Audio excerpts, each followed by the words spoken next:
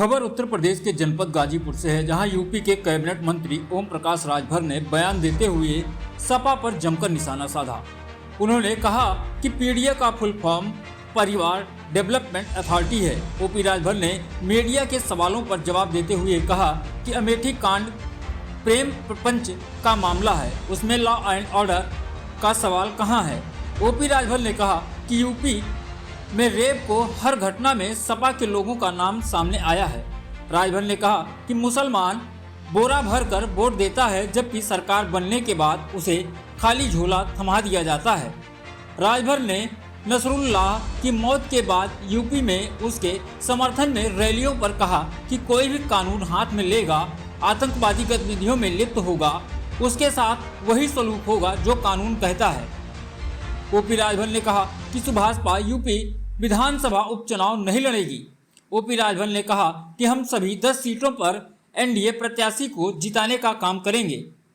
अफजाल अंसारी के विवादित बयान पर बोलते हुए ओपी राजभर ने कहा कि बयान देकर ये लोग व्याकुल भारत की तरह हैं। अब 20 साल लगातार ये सिर्फ डमरू बजाएं। ओम प्रकाश राजभर गाजीपुर के लंका मैदान में सुभाषपा की रैली को संबोधित करने पहुंचे थे। दलित वंचित शोषित को हम समझा रहे हैं कि जब तक आप आगे आओगे नहीं तो योजनाओं का लाभ आप ले नहीं पाओगे।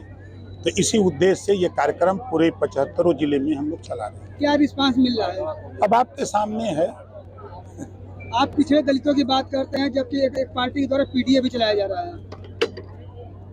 पीडीए का फुल फॉर्म आप लोग पूछिएगा, परिवार डेवलपमेंट अथॉरिटी उसका नाम है।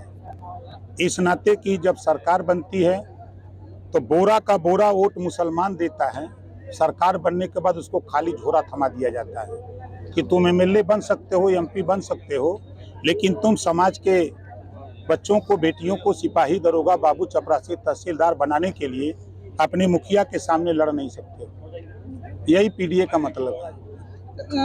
राजभर जी, इस पूरे प्रदेश में कानून व्यवस्था की बात की जा रही है, लेकिन अमेठी में जो पिछले कल हुआ है, एक ही परिवार के 4 दलितों की हत्या की गई है। क्या लगता है कानून व्यवस्था कितने बेहतर तरीके से काम कर रहा है?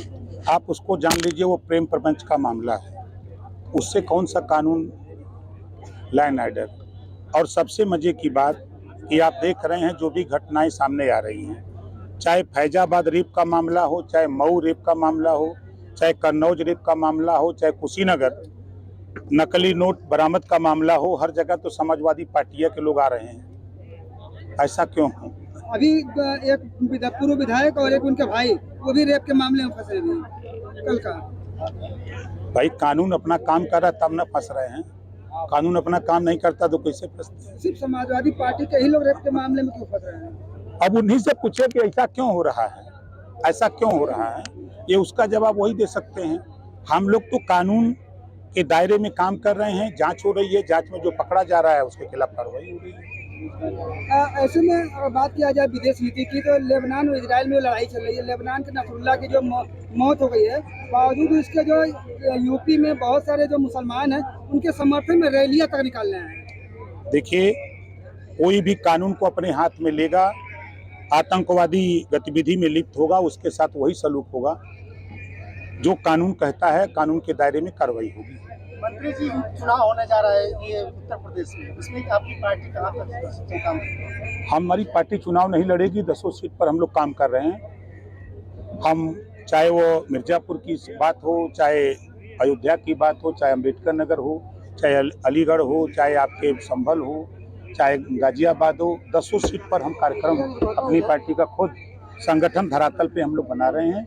जो भी उम्मीदवार एनडीए गठबंधन से आएगा वो उसको जिताने का काम होगा। एक चर्चा चल रही है कि आरक्षण में जो वर्गीकरण की बात की जा रही है, आने वाले समय में फिर से जो है कृषि को मुद्दा बनाया जाएगा और आरक्षण में वर्गीकरण कर दिया जाएगा। 22 साल से हम कह रहे हैं ना ये बात। देखिए, रोहिणी आयोग का गठन हुआ दिल्ली में, माननीय प्रधानमंत्री जी के नेतृत्व में। रिपोर्ट तैयार हो गई, उसकी समीक्षा भी हो गई, अब उसको लागू करने की तैयारी हो रही है। पिछली बार आपने देखा प्रदेश में गाजीपुर से जनमत न्यूज के लिए हसीन अंसारी की रिपोर्ट।